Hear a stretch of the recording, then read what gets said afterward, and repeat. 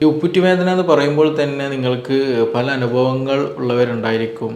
നമ്മുടെ വീട്ടിൽ ഇതേ പ്രശ്നമുള്ളവരൊക്കെ ഉണ്ടായിരിക്കും. ആൻഡ് ഓഫ് നേച്ചർ പനി, ഭയങ്കര ക്ഷീണം, പിന്നെ അതുപോലെ മറ്റു ജോയിൻറ്റുകളിൽ നല്ല കൈകാലുകളിൽ വേദന, മസ്കുലാർ പെയിന്, കൈയും കാലും എപ്പോഴും വേദന, നല്ല ക്ഷീണത്തിലിരിക്കുക, അങ്ങനെയുള്ള പല ബുദ്ധിമുട്ടുകളുണ്ടാവും. അല്ലാണ്ട് നമ്മൾ ഈ ഉപ്പുറ്റി വേദനയ്ക്ക് വേണ്ടിയിട്ട് എന്ത് ചെയ്യുക, ഈ ചൂട് പിടിക്കുക അല്ലെങ്കിൽ ഇങ്ങനെയുള്ള ഇഷ്യൂസ് നോക്കിയിട്ടുണ്ടെങ്കിൽ അത് പെയിന് കൂടാനുള്ള സാധ്യത വളരെ കൂടുതലാണ്.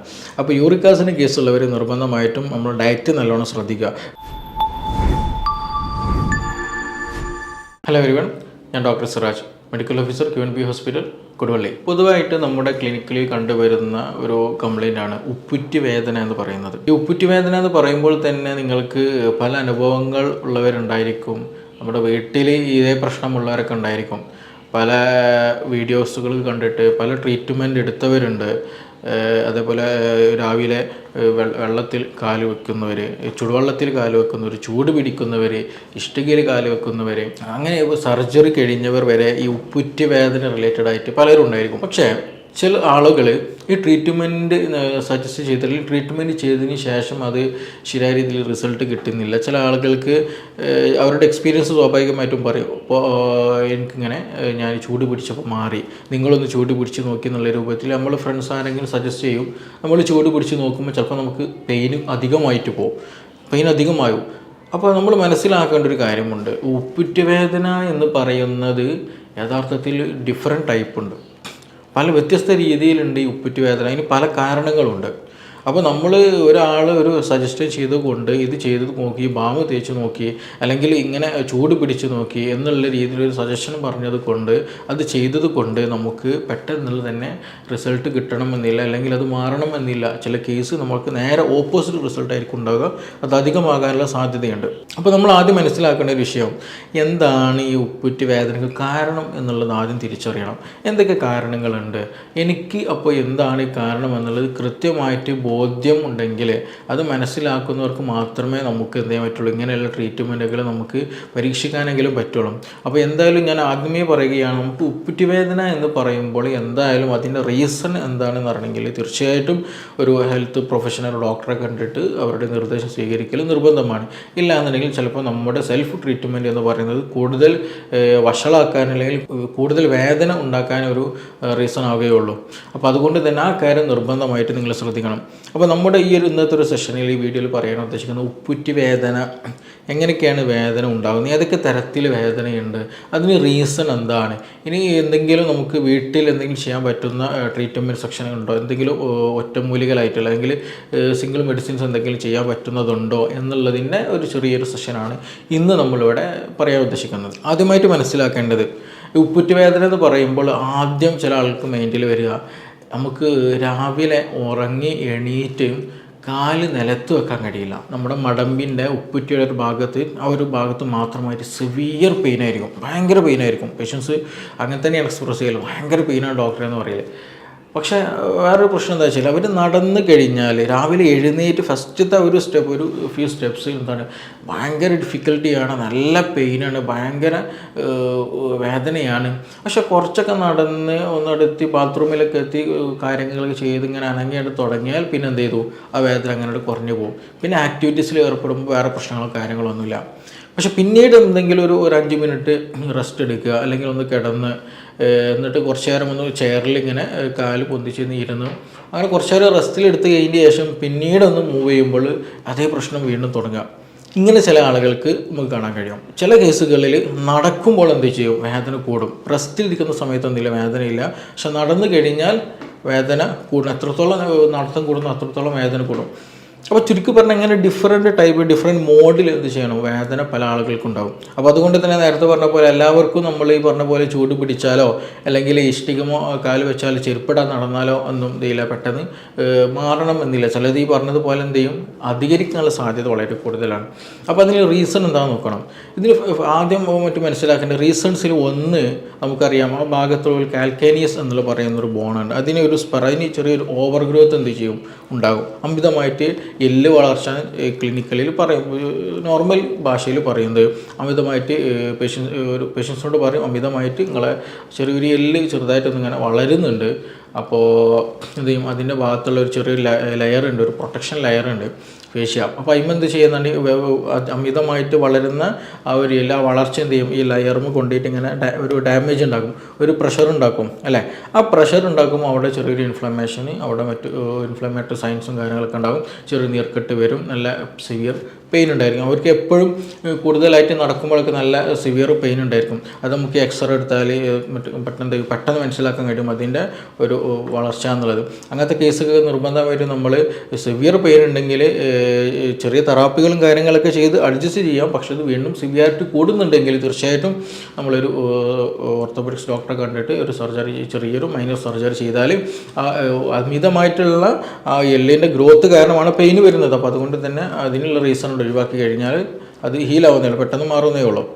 പിന്നെ മറ്റൊരു വിഭാഗമുണ്ട്, ചില കേസുകൾ നമുക്ക് വേദന വരാനുള്ള റീസൺ എന്ന് പറയും യൂറിക് ആസിഡിൻ്റെ കേസുകളുണ്ട്.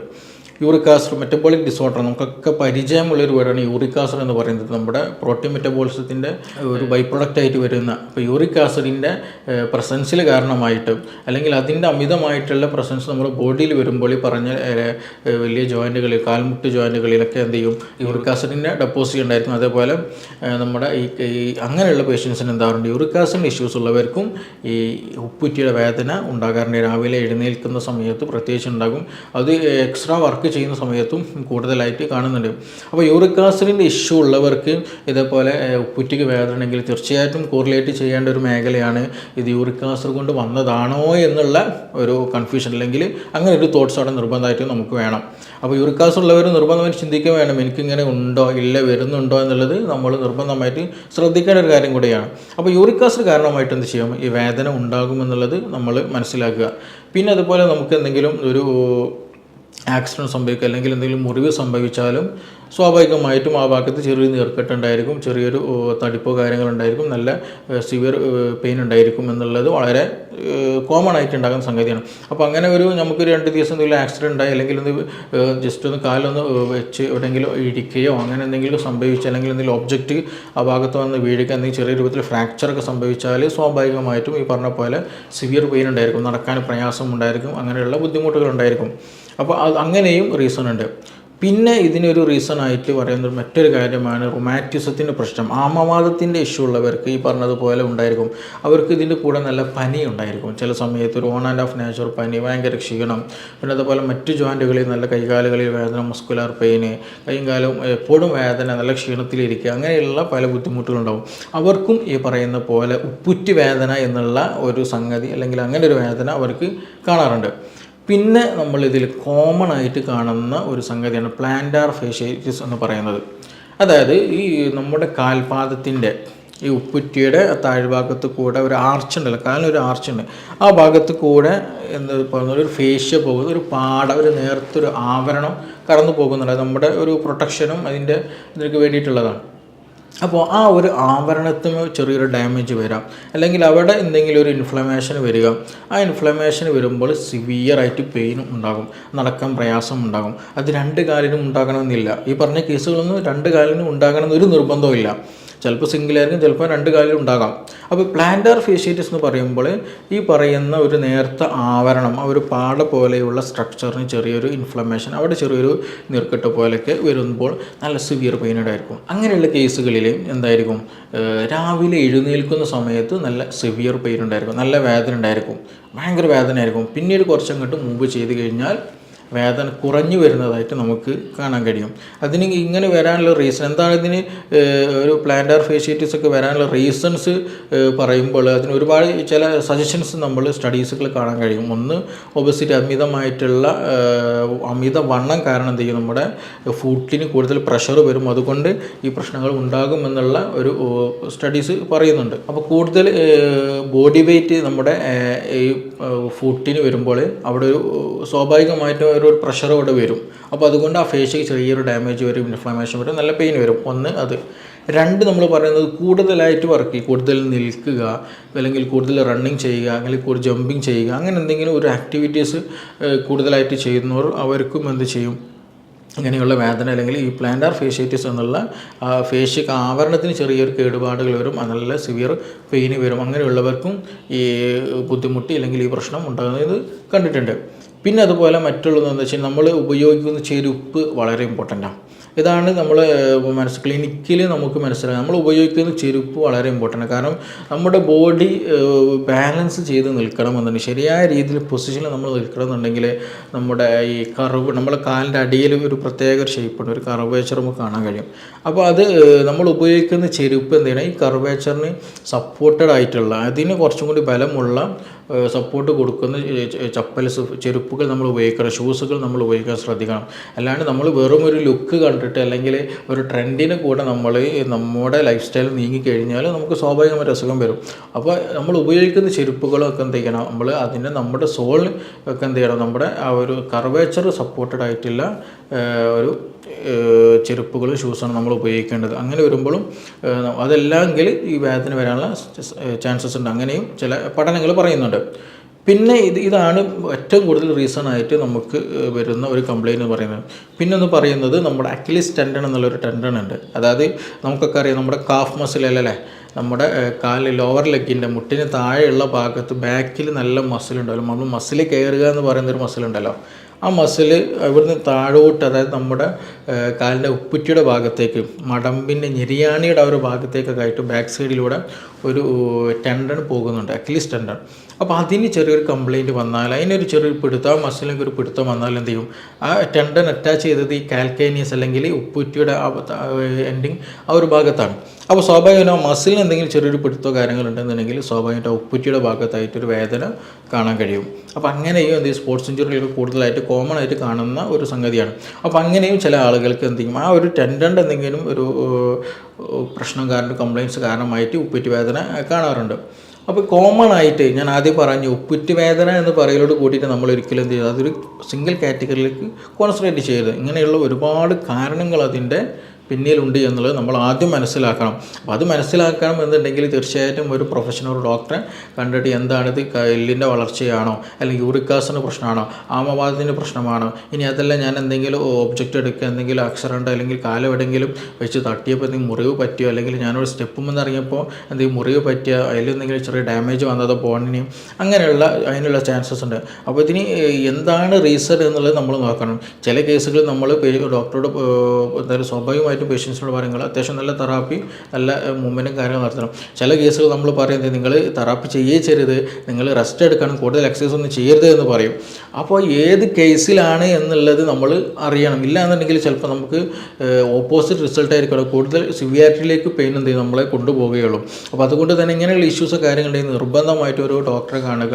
ഇത് കോമൺ ആയിട്ട് നമ്മുടെ ക്ലിനിക്കിൽ വരുന്ന കേസുകളാണ്. ഇത് അത്ര വലിയ സിവിയാരിറ്റി ഉള്ള പ്രോബ്ലം അല്ല, പക്ഷേ ഈ ഒരു സിംറ്റം കാരണം, ഈ ഒരു വേദന കാരണം നമ്മുടെ ഡെയിലി ലൈഫിനെ നല്ലോണം ബാധിക്കും. അത് മിക്ക ഈ പ്രശ്നങ്ങളും കൂടുതൽ കാണുവരുന്നത് സ്ത്രീകളിലാണ് കൂടുതൽ കാണുവരുന്നത്.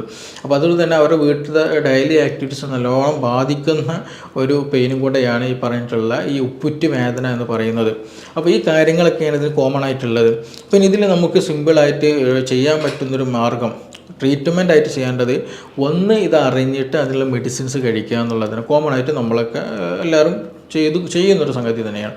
പിന്നെ ഒന്ന് ശ്രദ്ധിക്കേണ്ടത് ഈ പ്ലാന്റാർ ഫേഷ്യേറ്റീസ്, ഞാൻ പറഞ്ഞല്ലോ, നമ്മൾ രാവിലെ എഴുന്നേൽക്കുന്ന സമയത്തൊരു വേദന, യൂറിക് ആസിഡിൻ്റെ പ്രശ്നമില്ല, ആമവാദത്തിൻ്റെ പ്രശ്നമില്ല, വേറെ ബോഡി വെയ്റ്റിൻ്റെ അങ്ങനത്തെ ഇഷ്യൂസ് കാര്യങ്ങളൊന്നുമില്ല, വേറെ ആക്സിഡൻറ്റോ വേറെ എന്തെങ്കിലും സർജറി കഴിഞ്ഞതോ അല്ലെങ്കിൽ ബോണിൻ്റെ ഓവർ ഗ്രോത്തോ അങ്ങനത്തെ കാര്യങ്ങളൊന്നും തന്നെ ഇല്ല.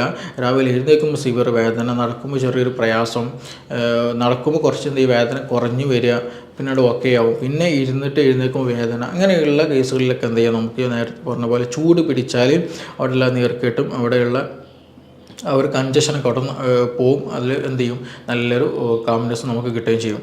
പിന്നെ അതേപോലെ തന്നെ ഇനി അതല്ലെങ്കിൽ നല്ല ചെരുപ്പിടാതെ എന്ത് ചെയ്യുക, ചെറിയൊരു മണലിലൂടെ നടക്കുക, ചെറിയ ചരൽക്കല്ലുകളൊക്കെ നടക്കുന്നത് നല്ലൊരു ട്രീറ്റ്മെൻറ്റാണ്. അതേപോലെ ചൂടുള്ള ഇഷ്ടികമേൽ കല്ലുമേലൊക്കെ എന്ത് ചെയ്യുക, നമ്മൾ ഉപ്പിട്ട് കാല് വെക്കുന്നതൊക്കെ നല്ല കംഫർട്ടായിട്ട് നമുക്ക് ഫീൽ ചെയ്യും. പിന്നെ അതിൻ്റെ കൂടെ തന്നെ നമ്മൾ യൂറിക് ആസിഡിന് ഇഷ്യൂ ഉള്ളവർ നിർബന്ധമായിട്ടും യൂറിക് ആസിഡിനുള്ള ട്രീറ്റ്മെൻറ്റ് നോക്കണം. അല്ലാണ്ട് നമ്മൾ ഈ ഉപ്പിറ്റ് വേദനയ്ക്ക് വേണ്ടിയിട്ട് എന്ത് ചെയ്യുക, ഈ ചൂട് പിടിക്കുക അല്ലെങ്കിൽ ഇങ്ങനെ അങ്ങനെയുള്ള ഇഷ്യൂസ് നോക്കിയിട്ടുണ്ടെങ്കിൽ അത് പെയിന് കൂടാനുള്ള സാധ്യത വളരെ കൂടുതലാണ്. അപ്പോൾ യൂറിക് ആസിഡിൻ്റെ കേസുള്ളവർ നിർബന്ധമായിട്ടും നമ്മൾ ഡയറ്റ് നല്ലോണം ശ്രദ്ധിക്കുക. വെജിറ്റബിൾസുകളും ഫ്രൂട്ട്സുകൾ എന്ത് ചെയ്യാം ഭക്ഷണത്തിൽ നന്നായിട്ട് ഉൾപ്പെടുത്തുക. പിന്നെ റെഡ് മീറ്റുകളൊക്കെ എന്ത് ചെയ്യുക, പ്രോട്ടീനുകൾ, പിന്നെ അതുപോലെ ഫിഷ്, ഇതൊക്കെ ഒന്ന് കൺട്രോൾ ചെയ്യുക. നന്നായിട്ട് വെള്ളം കുടിക്കുക തുടങ്ങിയ കാര്യങ്ങൾ എന്ത് ചെയ്യുക ശ്രദ്ധിക്കുക. അതിന് കൂടെ യൂറിക് ആസിഡ് ട്രീറ്റ്മെൻറ്റ് എടുക്കുക. നമ്മൾ മെറ്റബോളിക് ഡിസോർഡറാണ്, നമ്മുടെ മെറ്റബോളിസം പ്രോപ്പർ അല്ല എന്നുണ്ടെങ്കിലാണ് പ്രശ്നങ്ങൾ വരുന്നത്, യൂറിക് ആസിഡിൻ്റെ ഇഷ്യൂസ് ഉണ്ടാകുന്നത്. അപ്പോൾ അതിനുള്ള സെക്ഷൻ വേറെ നോക്കണം. പിന്നെ ഞാൻ നേരത്തെ തുടക്കത്തിൽ പറയുകയാണ്, നമുക്കൊരു ഓവർ വളർച്ച, എല്ലിന് കൂടുതലായിട്ട് ഗ്രോത്ത് വരുന്നതായിട്ട് തോന്നിയാൽ തീർച്ചയായും അതിൻ്റെ ചെറിയ മൈനർ സർജറികളോ മൈനർ ട്രീറ്റ്മെൻറ്റ് അങ്ങനെ എടുക്കണം. അപ്പോൾ ഇങ്ങനെ ഒരു കൃത്യമായിട്ടുള്ളൊരു പ്ലാനിങ് എന്ത് വേണം. നമ്മുടെ ഈ ഒരു ഉപ്പുറ്റി വേദന എന്ന് പറയുമ്പോൾ അതൊരു സിംഗിൾ ടേമാണ് അല്ലേ.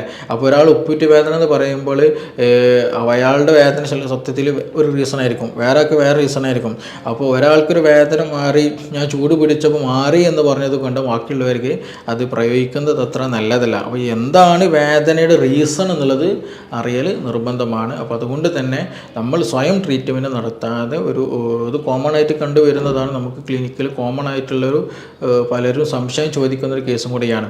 അപ്പോൾ അതുകൊണ്ട് തന്നെ ഇതുമായി ബന്ധപ്പെട്ട് എന്തെങ്കിലും ഇനി അറിയണമെന്നുണ്ടെങ്കിൽ, ഇതിൻ്റെ മറ്റു വശങ്ങൾ തിരിച്ചറിയണമെന്നുണ്ടെങ്കിൽ, നിങ്ങൾക്ക് ഇതിൻ്റെ കൂടുതൽ വിവരങ്ങൾ ആവശ്യമുണ്ടെങ്കിൽ തീർച്ചയായിട്ടും നിങ്ങൾക്ക് ഈ നമ്പറിൽ ബന്ധപ്പെടാവുന്നതാണ്. നമുക്കിനി മറ്റൊരു വിഷയമായിട്ട് വീണ്ടും കാണാം. Thank you.